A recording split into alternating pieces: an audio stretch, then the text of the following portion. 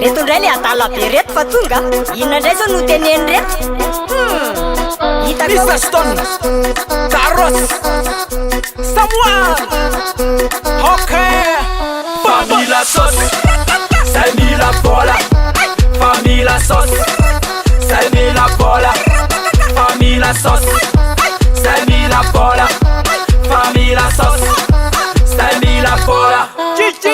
Vamos pusaka ny masoandro de mila mifu Tsy maintsy hoe mba mitady an'izay maso Esokafana malakilaky le taky sifona Fa le fiainana mantsy am'izao efa tena trop Família Sauce, sai la bola.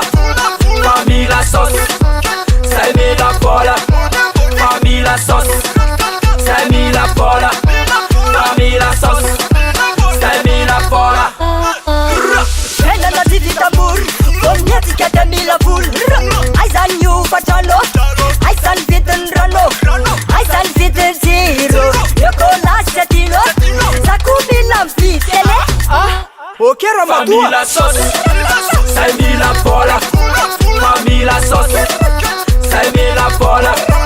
Família Sauce, sai la bola. Família Sauce, sai la bola. Hatra daholo zay mety Mba ike tafana vola Vola Ndraiky izy kelo no mantsy tsy maintsy mihinana De ny olon-dehibe ihany koa tsy maintsy mirevy Família Sauce, sai la bola. Família Sauce, sai la bola. Família Sauce, sai la bola. Família Sauce, sai la bola. Vehivavy tsara, mila bola.